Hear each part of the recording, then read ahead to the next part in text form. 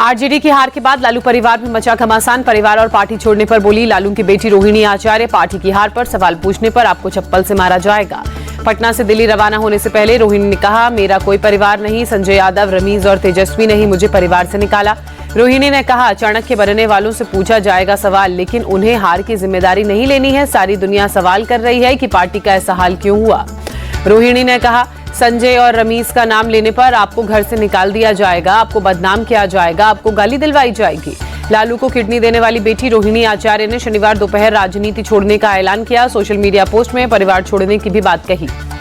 रोहिणी आचार्य के बगावती तेवर पर बीजेपी प्रवक्ता प्रदीप भंडारी का तंज। कहा, प्रधानमंत्री ने पहले ही कहा था चुनाव के नतीजों के बाद परिवार वर्सेस परिवार होगा। रोहिणी के फैसले पर बिहार बीजेपी चीफ दिलीप जायसवाल ने कहा, 1-2 लोगों की वजह से लालू परिवार टूट रहा है।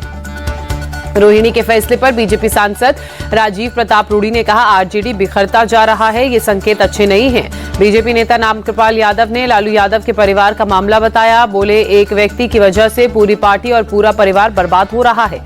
सपा चीफ अखिलेश यादव ने बिहार चुनाव के नतीजों पर सवाल खड़े करते हुए कहा, 202 सीटें हमें हजम नहीं हो रही हैं।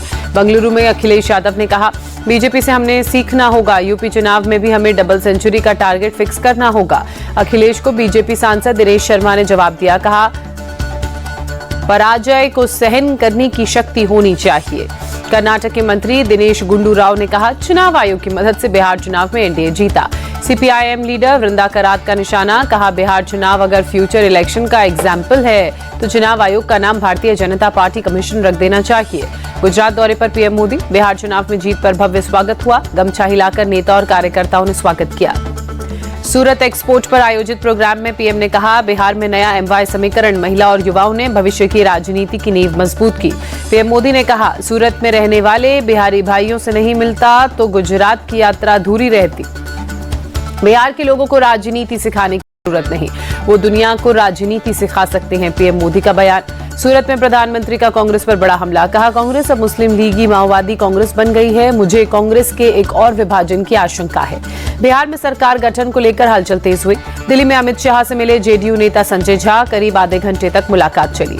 जेपी नड्डा और ललन सिंह की भी शाह के साथ मीटिंग। 22 नवंबर से पहले बिहार में शपथ ग्रहण होगा। गृहमंत्री अमित शाह से मिले बिहार चुनाव प्रभारी धर्मेंद्र प्रधान और विनोद तावड़े। चुनावी नतीजों की समीक्षा और सरकार गठन की रूपरेखा पर अहम चर्चा। आरएलएम चीफ उपेंद्र कुशवाहा ने कहा, नीतीश कुमार के नेतृत्व पर पूरा भरोसा, वो सीएम थे, हैं और रहेंगे। चिराग पासवान ने फिर से नीतीश को सीएम बनाने की पैरवी की। कहा, नीतीश कुमार को ही फिर से सीएम बनना चाहिए। चिराग पासवान ने कहा, हमने कड़ी मेहनत से चुनाव लड़ा, जनता ने मेहनत का फल दिया। एचएएम पार्टी के राष्ट्रीय अध्यक्ष संतोष सुमन ने कहा, चुनाव नीतीश कुमार के चेहरे पर लड़ा गया, हम चाहते हैं कि वही सीएम बने। जेडीयू नेता लेसी सिंह ने कहा, हमारी जीत जनता की जीत है, हम चाहते हैं नीतीश कुमार फिर से सीएम बने। बीजेपी नेता रामकृपाल यादव ने कहा, बिहार अंधकार में प्रकाश में आया, अंधकार से प्रकाश में आया, उसी पर बिहार की जनता ने मुहर लगाई। बिहार में एनडीए की जीत पर आंध्र प्रदेश के सीएम चंद्रबाबू नायडू ने कहा, पीएम को पता है जनता से कैसे कम्युनिकेट करना है। चंद्रबाबू नायडू ने बिहार चुनाव में जीत का क्रेडिट पीएम को दिया। कहा, उनकी नीतियों पर जनता को भरोसा है। राहुल गांधी पर बीजेपी नेता विजय सिन्हा का अटैक। कहा, उन्हें भारत के संविधान में विश्वास नहीं। बिहार चुनाव नतीजों पर आज सुबह 11 बजे प्रेस कॉन्फ्रेंस जनसुराज नेता प्रशांत किशोर करेंगे। पार्टी की अगली रणनीति का कर सकते हैं ऐलान। शिवसेना यूपीटी सांसद प्रियंका चतुर्वेदी ने बिहार विधानसभा चुनाव के नतीजों पर कहा, कांग्रेस और आरजेडी को आंकलन करने की जरूरत है कि उनके कैंपेन में क्या कमी रह गई। प्रियंका चतुर्वेदी का बयान। कहा, मैं उम्मीद करती हूं कि आने वाले दिनों में हम इन सभी चीजों पर चर्चा करेंगे। केंद्रीय मंत्री नित्यानंद राय ने बिहार चुनाव के नतीजों पर कहा, बहुत बड़ी जीत हुई है, जनता का आभार। नित्यानंद राय ने महागठबंधन पर निशाना साधा। कहा, महागठबंधन का सुपड़ा साफ हो गया है। बिहार चुनाव में कुछ टीएमसी नेताओं के वोट चोरी के आरोप पर सुकांता मजुमदार ने कहा, टीएमसी 2026 के चुनाव के बाद भी यही बात कहेगी क्योंकि वो हार जाएगी। सुकांता मजुमदार ने निशाना साधते हुए कहा, जब भी विपक्षी दल हारते हैं वे हमेशा यही बात करते हैं। टीएमसी नेता कुणाल घोष का दावा, बंगाल में फिर टीएमसी जीतेगी, फिर मोदी ये बात समझ जाएं। बंगाल के डायमंड हार्बर में बीजेपी वर्कर से मारपीट का मामला। लॉकेट चैटर्जी ने कहा, बिहार के नतीजे से टीएमसी डर गई है।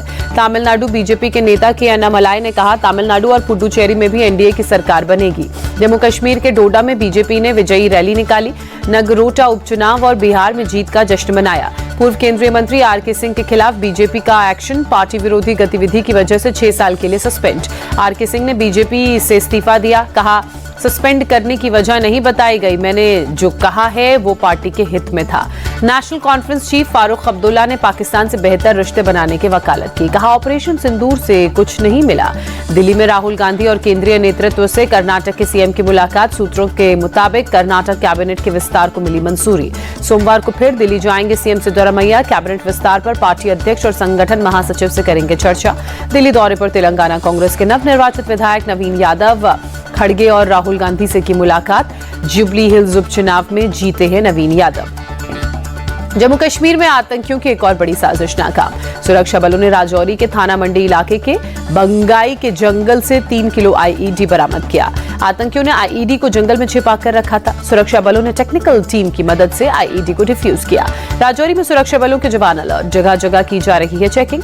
नार्को टेरर से जुड़े 2 लोग जम्मू में अरेस्ट किए गए, एसएसपी जोगिंदर सिंह ने दी जानकारी। नौगाम के उजाला अस्पताल पहुंचे उपराज्यपाल मनोज सिन्हा, ब्लास्ट में घायल लोगों से मिलकर उनका हालचाल जाना। दिल्ली ब्लास्ट के आतंकी डॉक्टर मोहम्मद उमर नबी का एक सीसीटीवी फुटेज और सामने आया। 29 अक्टूबर को फरीदाबाद में एक शॉप पर अपना फोन चार्जिंग के लिए दुकानदार को देता दिख रहा है। उमर के बारे में खुलासा, ब्लास्ट से करीब 10 दिन पहले नूह की हिदायत कॉलोनी में किराए पर लिया था एक कमरा। ये कमरा दिल्ली अलवर रोड पर स्थित एक महिला के मकान में है। पुलिस सूत्रों के मुताबिक 10 नवंबर के दिन उमर किराए के मकान से ही अपनी i20 कार लेकर निकला था, जिसमें विस्फोटक भरा हुआ था। अल फलाह यूनिवर्सिटी पर दिल्ली पुलिस का एक्शन, धोखाधड़ी और जालसाजी की धाराओं के तहत 2 केस दर्ज किए गए। दिल्ली धमाके के 5 दिन बाद खोली गई लाल किले की सड़क, धमाके की वजह से सड़क पर कोई गड्ढा नहीं। लाल किला मेट्रो स्टेशन के गेट नंबर 2 और 3 भी नहीं खुले।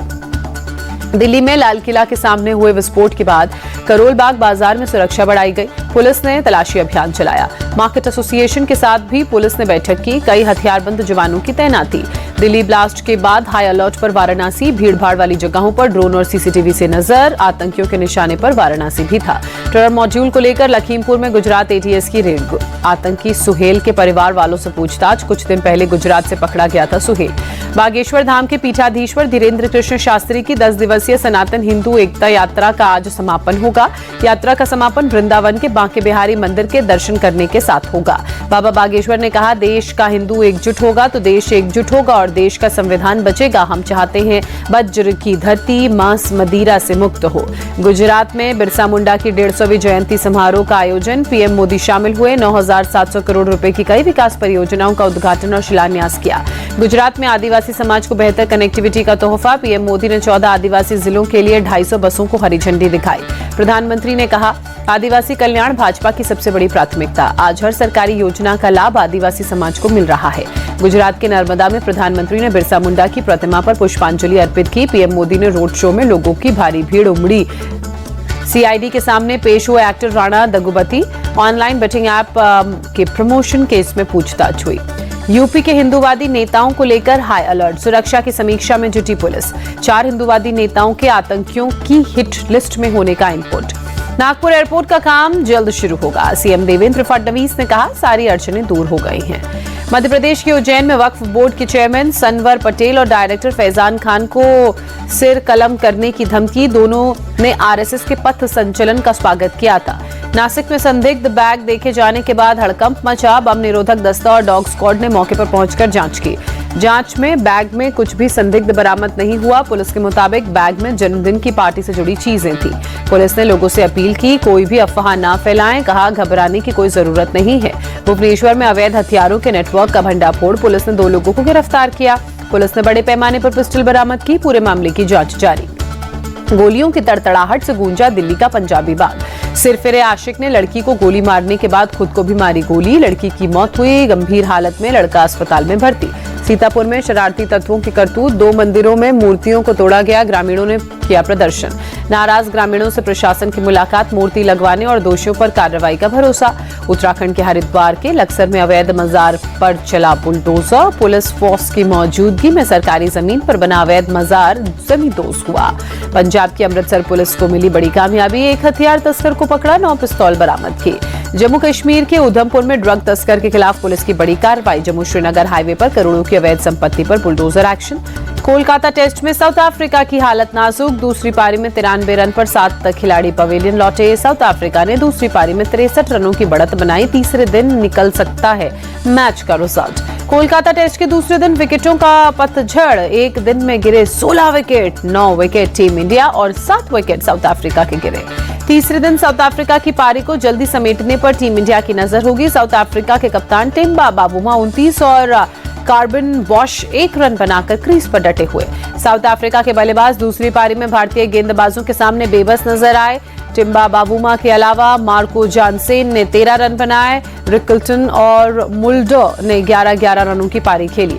टीम इंडिया की तरफ से रविंद्र जडेजा ने 4 खिलाड़ियों को पवेलियन चलता किया। कुलदीप यादव ने 2 विकेट चटके। अक्षर पटेल को 1 विकेट मिला। टीम इंडिया की पारी दूसरे दिन 189 रनों पर सिमटी। केएल राहुल ने सबसे ज्यादा 39 रनों की पारी खेली। वॉशिंगटन सुंदर ने 29 रन बनाए। रविंद्र जडेजा, ऋषभ पंत ने 27 रनों की पारी खेली। साउथ अफ्रीका की तरफ से सिमोन हार्मर ने चटके 4 विकेट। मार्को जानसेन खुद ने 3 खिलाड़ियों को पवेलियन भेजा। केशव महाराज और कार्बन बॉश को मिला 1-1 विकेट। शुभमन गिल की गर्दन में अकड़न और दर्द पर बड़ा अपडेट। बीसीसीआई ने जारी किया बयान। मेडिकल टीम की निगरानी में है शुभमन गिल। बल्लेबाजी के दौरान गर्दन में उठा था दर्द। पहली पारी में खेली 3 गेंदें।